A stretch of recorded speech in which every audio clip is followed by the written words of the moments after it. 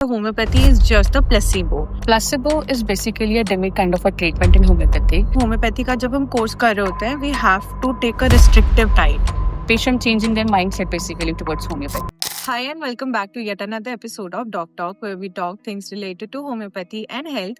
Today we have Dr. Shumaila with us. She's a homeopathy expert at Homeo Amico. Welcome to the show, Doctor. Thank you, Nidhi, for inviting me here.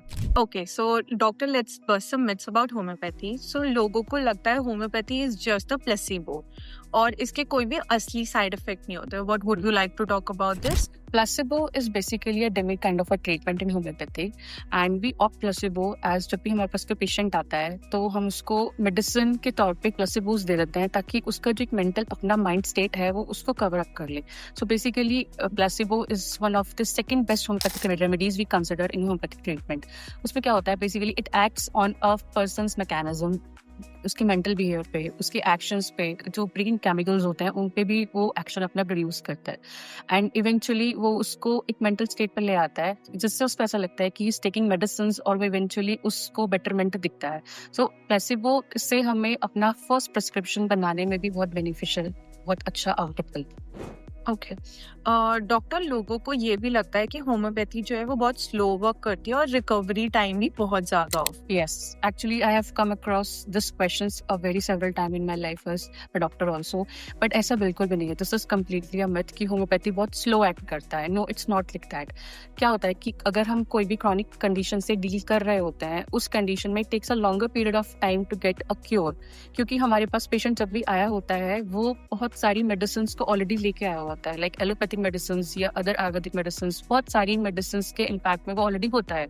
वो उस disease condition को अपने track से distract कर देता है और जब वो होम्योपैथिक मेडिसिन लेना स्टार्ट करता है तो उसको ऐसा लगता है कि वो बहुत स्लो एक्ट कर रहा है. So this is completely a myth.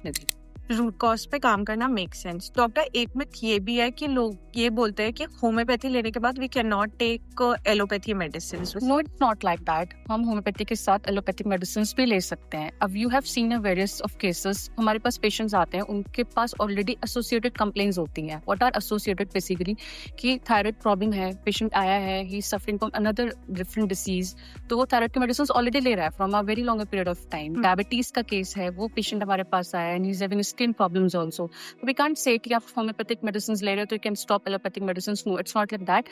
It's just that you have to keep a shorter span of time between taking the both medicines. और उस duration में आप कुछ intake भी ना लें और उन medicines में थोड़ा सा gap करें. You can continue allopathic medicines along with the homeopathic medicines parallel. Good to know doctor. लोग ये बोलते हैं कि होम्योपैथी में हमें मीठी गोलियां मिलती हैं. So how it is beneficial and how it will be helpful for diabetic patients? Okay, so to clear this myth, basically एक एक्सपेरिमेंट किया गया था. I would like to draw your attention towards that experiment. उसमें ये हुआ था कि HPLC, that is high performance liquefied chromatography एक टेस्ट होता है, which is a technique basically जिसमें हम केमिकल्स कंपाउंड को सेपरेट करते हैं according to their liquid classification and their quantity and quality.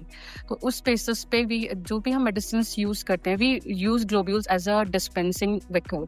तो अगर वो व्हीकल को उसको बेसिकली 40 साइज का एक नंबर लिया गया ग्लोब्यूल्स का, क्योंकि होम्योपैथी में डिफरेंट साइज के ग्लोब्यूल्स होते हैं, तो 40 नंबर का ग्लोब्यूल लिया गया and that particular globule was sent to that technique और वहां से जस्टिफाई किया गया कि that amount of level of sucrose and lactose present in that specific globules was equivalent to the amount of sucrose and lactose present in an apple. And apple is basically given, is recommended in a diet of a diabetic patient as well on a daily basis. So you can compare this basically कि वो एक बहुत experimentally उसको एक differentiate किया गया कि why we can take diabetes के जो पेशेंट है, why they can take medicine in globule forms also. तो वो इक्वलेंट है and that is very very less harmful, in fact not even harmful. और उसको इस तरीके से जस्टिफाई किया बिकॉज पेशेंट्स आते थे and they have a question कि ये तो मीठा होता है, तो फिर अगर डायबिटीज में अगर उसको ले रहा है तो वो शुगर लेवल को और शूट अप कर देगा. No, it's not like that. वो एक्सपेरिमेंटिकली सब कुछ बहुत अच्छे से मेंटेन किया गया है एंड तभी उसको we are dispensing as a form of medicine. Okay doctor, homeopathy में लोग ज्यादातर ये सोचते हैं कि क्रोनिक एलिमेंट्स जो होती हैं सिर्फ उन्हीं पे होम्योपैथी इज वर्केबल, लेकिन जो एक्यूट कंडीशंस है उसमें नहीं होती है. सो निधि, ऐसा नहीं है कि एक्यूट केसेस में होम्योपैथी वर्क नहीं करती है और क्रोनिक केसेस में ज़्यादा अच्छे से वर्क कर रही है। नो, एक्यूट केसेस में like I will tell you a similar case of that which I have already handled myself. तो ऐसा हुआ कि पेशेंट थे मेरे पास में which she was suffering from urticaria और she was a geriatric patient and you already know how is the mindset of a geriatric patient. वो 73 ईयर्स ओल्ड की लेडी थी and all of the sudden क्या हुआ बीच में treatment के, she has stomatitis also which is a problem of ulcers in mouth basically. तो उनका next day she came to me on a follow up, बहुत अर्जेंट बेसिस पे she called और उन्होंने बोला कि I having such problems. She came, she visited और follow up हुआ तो आई हैव सीन कि उनकी टांग बिल्कुल वाइट थी and she was not able to even eat anything, swallow anything, इतना ज़्यादा पेनफुल था। फिर वो एकदम से अराइज हुई कंप्लेन उनको एंड शी वाज लाइक कि मैं किसी ओरल डेंटिस्ट को या किसी भी डॉक्टर को दिखा देती हूँ so that मेरा प्रॉब्लम क्योर हो जाए। But we took a pause, we said, we consoled her and told her कि नहीं ये ठीक हो जाएगा और शी मतलब शी ट्रस्टेड अस बेसिकली। और हमने उनको बहुत थेरेपेटिकली मेडिसिन दी विच इज बोरेक्स, तो उनको दिया and you won't believe there was a magical result. She was completely fine within 3 days of span. So it's not like that कि homeopathy acute cases में नहीं work करता है। Similarly I will say few examples more, जैसे अगर acute cough and cold होता है तो उसमें इफ अ पेशेंट कम्स तो वो with in 5 to 7 days normally भी वो ट्रीट हो सकता है, ऐसा नहीं है। या और case of a diarrhoea also और you can say vomiting also, fever also, we have multiple medicines which are related, which are therapeutically designed according to the patients only. So it's not like that. It is completely a myth. But you, what you have to do is you have to be very precise in giving the and prescribing the homeopathic medicines according to the therapeutic basis. Amazing doctor. So हमारे viewers को एक real story ज़रूर हम बताते हैं। So any patient that have came जिससे ये लगता हो कि होम्योपैथी वर्केबल नहीं है लेकिन उस पर वर्क करी है? Yes, there are many cases, but one of the very like memorable case for me, I would like to share that. So there was a patient which was male and he came along with his wife और उनका completely belief खत्म हो चुका था क्योंकि वो already बहुत सारी medicines ले चुके थे and he was having a severe pain in legs और वो इतना ज़्यादा अलग ही sensation, मतलब उन्होंने during the case taking also उन्होंने बताया कि बहुत अलग sensation उनको होती है which was very difficult for me to note down even on writing also कि कैसा sensation है वो।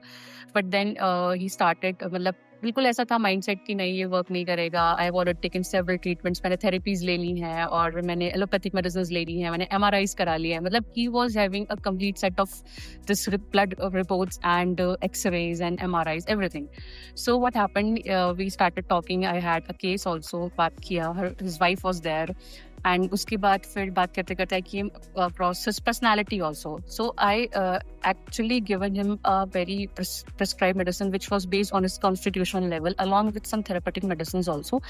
And after 1 month he came and he was absolutely fine and he said कि मेरे को बिल्कुल भी ट्रस्ट नहीं था, but although आपने बोला थोड़ा सा ट्रस्ट किया and his wife was quite concerning also. तो उनकी तरफ से इट वॉज वेरी अच्छा रिस्पॉन्स था उनकी तरफ से। तो फिर ही स्टार्टेड टेकिंग मेडिसिन और ठीक था। फिर 15 days बाद, फिर नेक्स्ट 15 days बाद सेकंड फॉलोअप पे जब हमने बुलाया, आई सेड कि आप एक बार ब्लड टेस्ट कराएं, तो उन्हें ब्लड टेस्ट कराया and we came to know कि उनको डायबिटीज भी है अलॉन्ग विथ थायराइड ऑल्सो। तो वो पेन इतना ज़्यादा जो था it was because of one of the trigger point which he has diabetes. और उनका ये था, मतलब he was so much of rigid in the personality कि वो ऐसे थे कि नहीं मेरे को सब कुछ नॉर्मल है, सब कुछ लेवल्स नॉर्मल है, ये भी नहीं है डॉक्टर, ये भी नहीं डॉक्टर, फिर भी मेरे को इतना पेन है। So he was like that. But उसकी वजह से जब वो धीरे धीरे when he came to into confidence तो उन्होंने बोला कि अच्छा ठीक है हम रिपोर्ट्स करा लेते हैं। फिर रिपोर्ट्स कराई, फिर ही केम अक्रॉस कि हाँ डायबिटीज भी है। Now he is taking the treatment of diabetes currently also. So that patient is, I remember through out my life कि हाँ ऐसे चेंजेस देखने को मिलते हैं with patient changing their mindset basically towards homeopathy. Amazing doctor, काफ़ी inspiring story थी।